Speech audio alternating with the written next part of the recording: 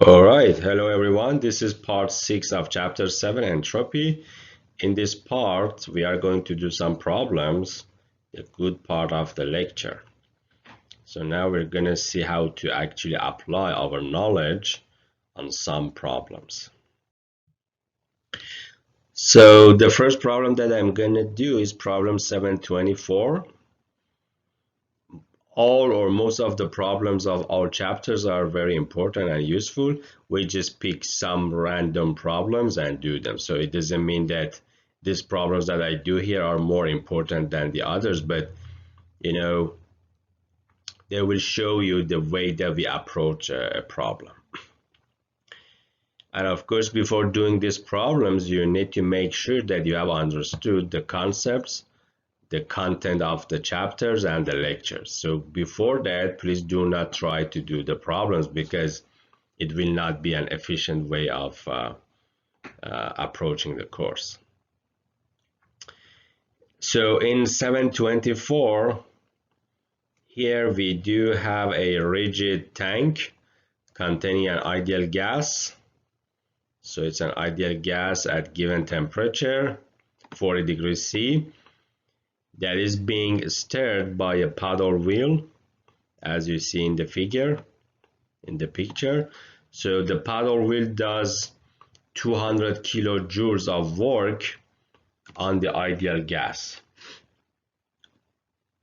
So this is like a fan, like a ceiling fan. It is observed that the temperature of the gas remains constant during this process as a result of heat transfer between the system and the surrounding. So there is some heat transfer between the system and the surrounding, and as a result the temperature remains constant. The temperature of the surrounding is 30 degrees C. The temperature of the system is 40 degrees C. So there is a finite temperature difference. Determine the entropy change of the ideal gas. Okay, so the temperature does not change during this process because even though work is done by the shaft on the system, but there is also heat transfer out of the system, so the temperature remains constant.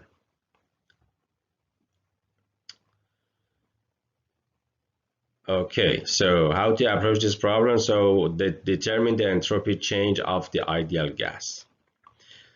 So the assumption is that, okay, so it's an ideal gas and probably it doesn't matter much in this problem, even whether it's ideal or not. So the temperature and the specific volume of the gas remains constant during this process. So two properties remain constant during this process. Two intensive properties remain constant. Therefore, the initial and final states of the gas are the same because two properties remain the same. So the initial and final state of this system remains the same. Therefore, all other properties also remain the same. So as a result, entropy also must remain the same. Therefore, S1 is equal to S2. So this is, one approach. So we can also look at it a little bit differently. We can say that Q minus W is equal to delta U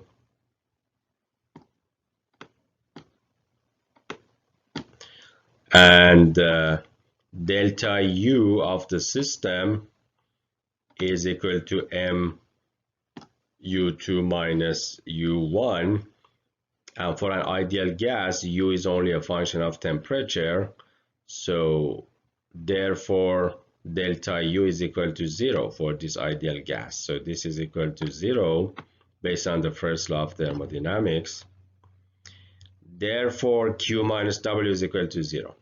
So Q, this is the heat transfer out of the system, is therefore equal to W, which is the work which has been done on the system.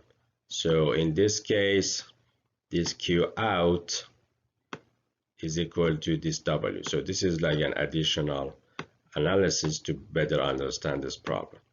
So the heat transfer out of the system is equal to the work done on the system by the paddle shaft. So as a result, you may argue that, okay, so since the paddle shaft has been, generating, heat and therefore entropy has been generated in the system. So which is true. So entropy is generated on the system. So entropy is therefore added to this system because of this fan, but at the same time, heat is moving out of the system. So entropy is added by the shaft and then it's removed by heat transfer. So as a result, the amount of the entropy added is equal to the amount of the entropy removed. Therefore, entropy does not basically change during this process.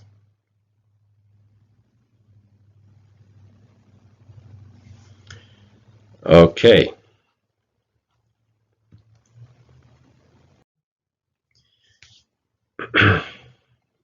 So this is 726 during the isothermal heat addition process of a Carnot cycle. So a Carnot cycle is fully reversible, internally and externally reversible. 900 kilo, so it means that during the Carnot cycle there is no irreversibility. It's a reversible process. So 900 kilojoules of heat is added to the working fluid from a source at 400 Kelvin.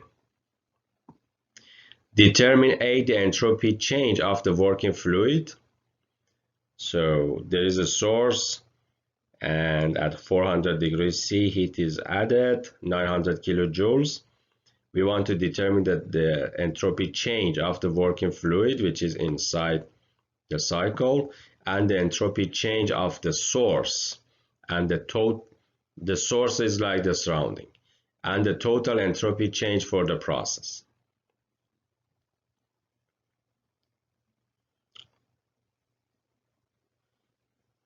All right, so this is a reversible isothermal process because it's a Carnot cycle. So the temperature of the source must be the temperature of the system.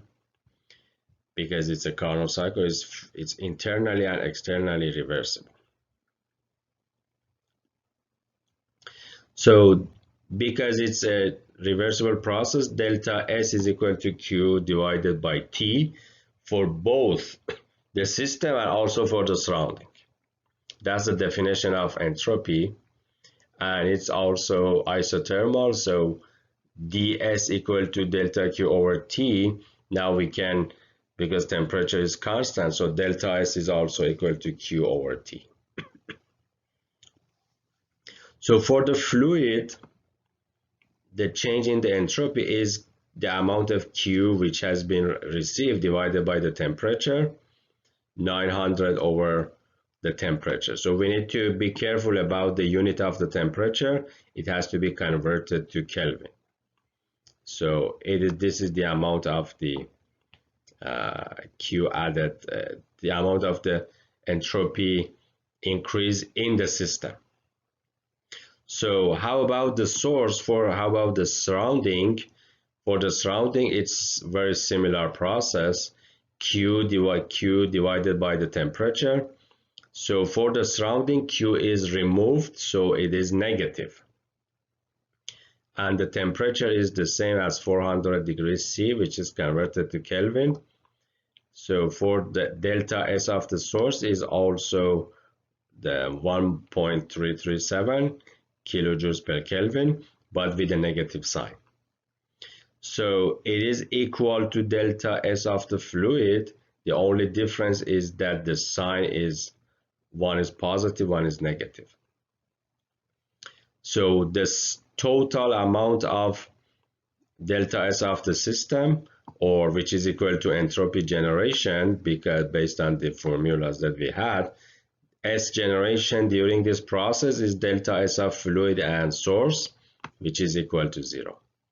So this is something that we could tell, without even doing the problem, because this is a Carnot cycle.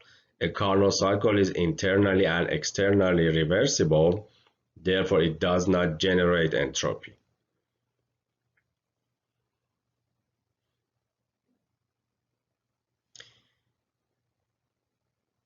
All right, so when you do these problems like this, you need to mention all assumptions so that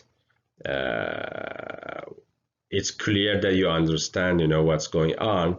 For instance, this is a reversible isothermal process, therefore we can write this equation. So if you just write this equation without any explanation, this is not enough and not acceptable.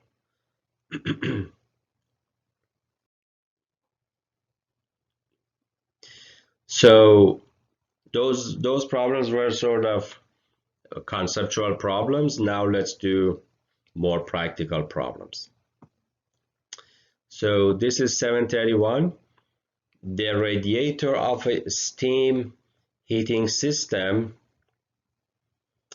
has a volume of 20 liters and is filled with superheated water vapor at 200 kilopascals and 150 degrees C. Superheated steam. At this moment, both the inlet and the exit valves to the radiator are closed. So now it's like we do have like a closed system. After a while, the temperature of the system drops to 40 degrees C as a result of heat transfer to the room air. Determine the entropy change of the steam during this process. Okay, so we have a steam in the tank. It exchanges heat with the surrounding. It gives away heat, so we expect that its entropy decreases. We want to determine the entropy change of the steam during this process.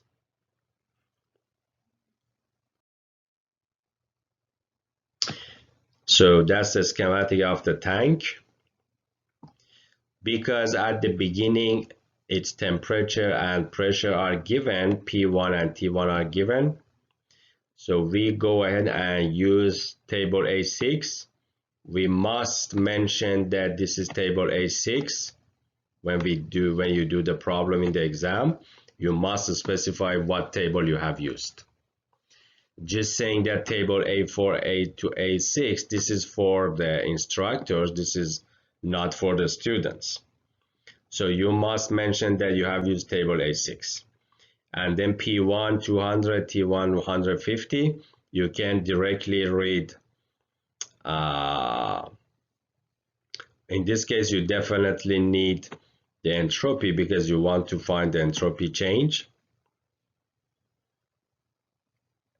And you also need the mass of this gas, because once you have this S, this is per unit mass. You need to multiply it by the total mass in order to get the capital S.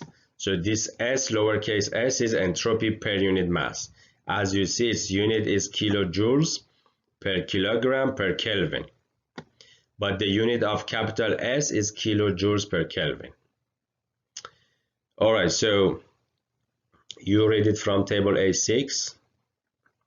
And then state 2, temperature 40 degrees C, and because it is a rigid tank, its volume doesn't change. So V2 is equal to V1.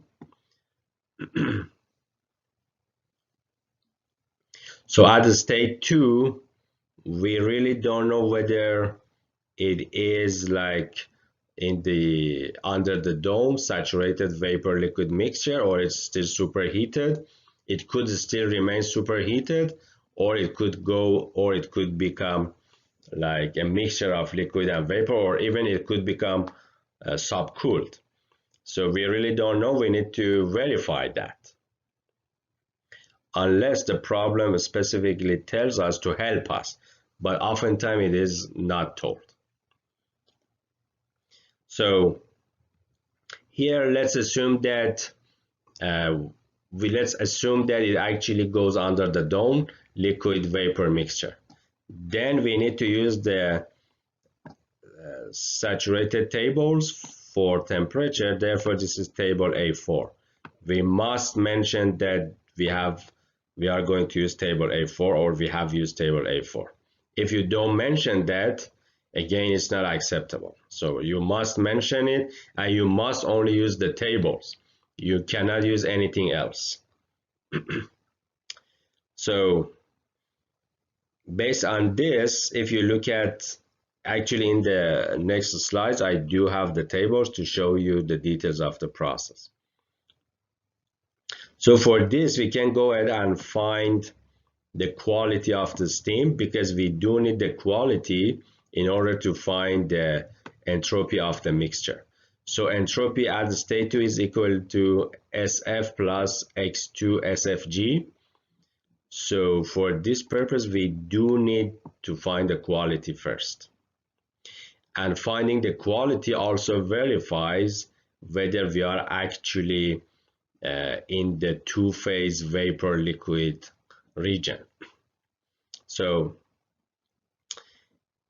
since we do have the volume, we can find the data for the specific volume and find X, the quality. So X is equal to V2 minus Vf over Vfg, because V is equal to Vf plus X Vfg. So we can do it the other way and find the quality. And we see that it's between 0 and 1. So therefore, the assumption of, so you actually must specify this as well.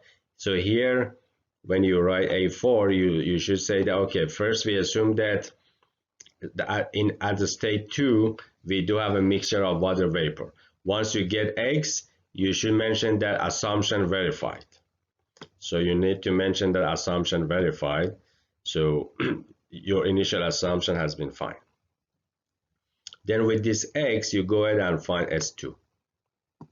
So now you have S1, you have S2, so you can find delta S. In order to find the total entropy, mass is also needed. So M is equal to total volume of the tank, which was given. It was 20 liters converted to cubic meters, and then divided by V1, or which is the same as V2, in order to get the mass in the tank. So therefore, the change in the entropy between states 1 and 2 is equal to M S2 minus S1. It is equal to this value. It's negative because the tank is losing heat. It's cooling down. It's the level of order in the tank increases. So therefore, the entropy decreases. So in this case, let's say if the problem asks what is the amount of, I don't know, what's the amount of heat transfer. So if you want to find heat transfer, then you would say, okay, the first law of thermodynamics, Q minus W equal to delta U. This is a closed system. And if we neglect the kinetic and potential energy, delta E is equal to delta U equal to M U2 minus U1. So if you want to do that, if you want to find the amount of heat transfer, then you would need to find U1 and U2 as well. So how to find U1 and U2? Very easy. So from table A6, you could go ahead and read U1 as well, because U1 is also listed in the table. And you could also go ahead and find U2 from the second table, from the saturated table. Then you could go ahead and find Q, because in this problem, W is equal to 0. It's a rigid tank. There is no change in the volume. So Q heat transfer would be MU2 minus U1. So the question is that is delta S is equal to Q divided by, if is delta S is also equal to Q divided by T, the total amount of Q divided by the temperature. The answer is that during this process, the temperature is not identical. So first you have superheated steam at the temperature of 150, and then finally the temperature drops to 60. So it's a variable temperature process, so you cannot use the change in the entropy using this equation, because the temperature associated with heat transfer is variable. You cannot use this equation. This is only good if during the heat transfer the temperature remains constant, so that you have an internally reversible process.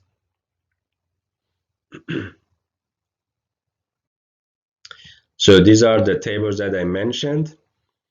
Table A6 for the superheated, it was at 200 Kelvin and the pressure was 200 kilopascal.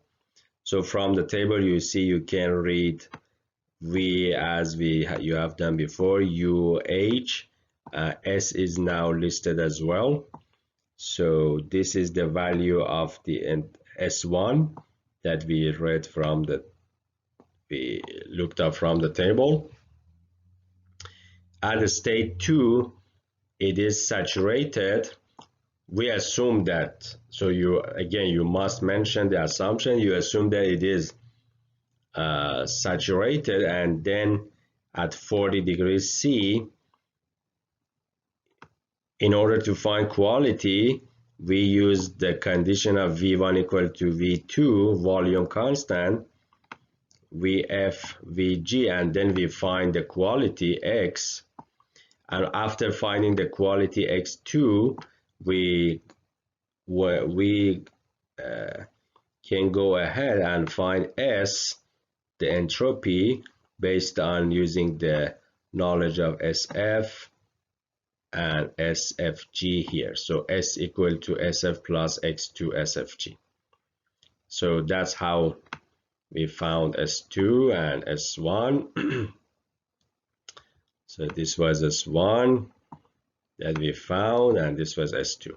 And once when X2 was found and we realized that it's actually between 0 and 1, then we should go ahead and tell that, okay, our assumption was valid.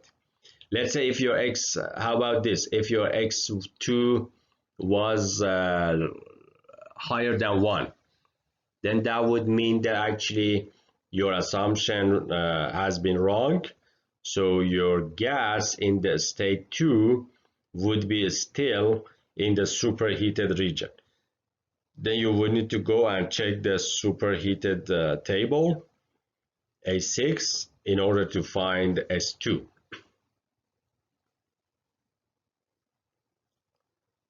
Okay. Let's do another problem here, 744. We have a heavily insulated piston cylinder device, piston cylinder, containing 0.05 cubic meter of steam at 300 kilopascal and 150 degrees C. So it's superheated. Steam is now compressed in a reversible manner, very slowly, to a pressure of 1 megapascals. Okay, determine the work done on the steam during this process. So it says, the problem says that it is compressed to a pressure of 1 megapascals, but it doesn't tell any other second property. However, instead it says that it's in a reversible manner. And it says that it is heavily insulated. So assumptions that you must list before even touching the problem. If you don't do that, it's not acceptable. Assumption is that Q is equal to 0. And the second assumption is that it's reversible.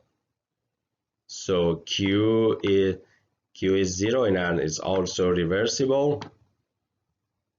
So then based on these two, when a process is adiabatic and also reversible, it means that it is entropy constant.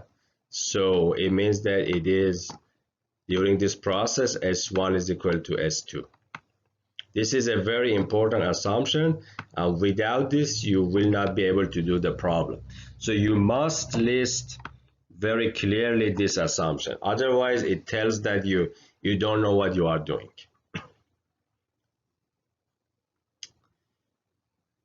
Okay, so now let's do the problem. So that's some other assumptions that you need to mention is that the kinetic and potential energies are negligible because you're going to use, or you can mention it later when you use the first law. And the other assumptions I already mentioned. Okay, so state 1, pressure and temperature is given, a steam table. You must mention that this comes from table A6, and you must only use table A6. P1, T1 given, you read the properties that you need. So you may not know a priori, but you definitely know that entropy has to be written down. And because, what does the problem want us to find? Oh, it wants us to find the work done on the system. So in order to find the work, you should know that we actually need to know the change in the volume to find the work, and also we need the internal energy for this closed system. If you do not realize at the beginning, you later can come back and write down these properties as well. But it's better to go over the problem first to see what has to be written from the table in order to save time.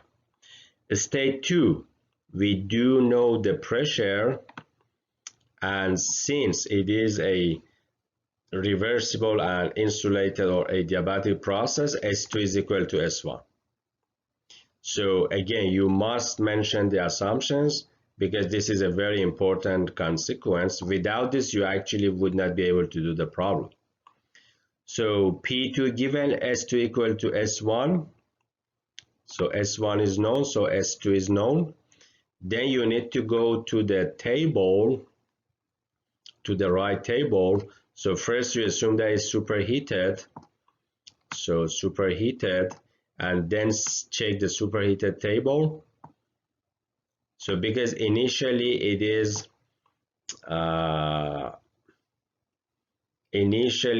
superheated, and then you perform some work, you compress it, it can remain superheated, or it may become actually two-phase.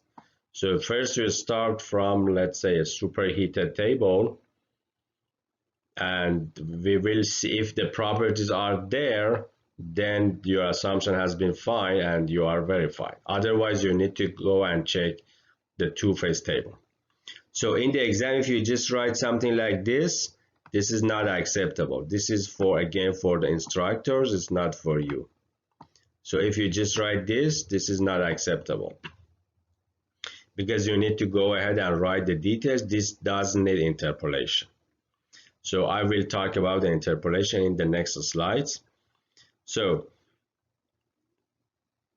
you also need the mass of the gas in the cylinder to find the work.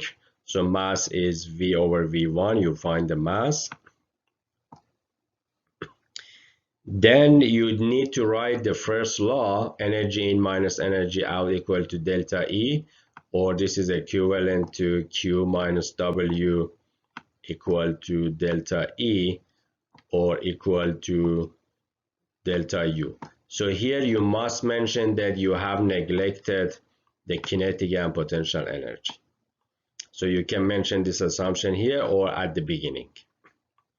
So as a result, because it was fully, so it was what? It was fully insulated, so Q is equal to 0. There is no energy in, there is only energy out. And minus W is equal to delta U.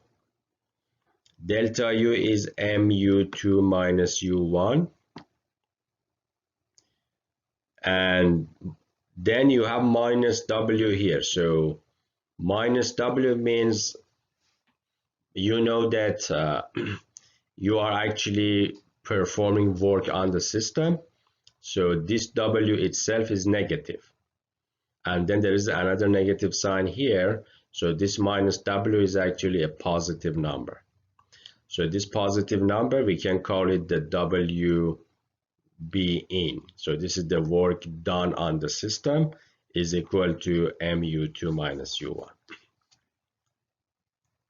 So now with the knowledge of u1 and u2, then we go ahead and find W in multiplied by the mass, and we find the work done on the system.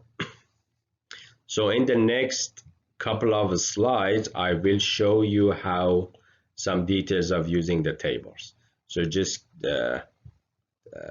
keep in mind that what we have here. So first, table A6 with given pressure and temperature, we found U1 and S1. Then the superheated table, again superheated table, we need to mention again this is A6 but at different pressure. So we are going to go and check those tables. So first 300 and 150, then 1 megapascal and S2 equal to S1.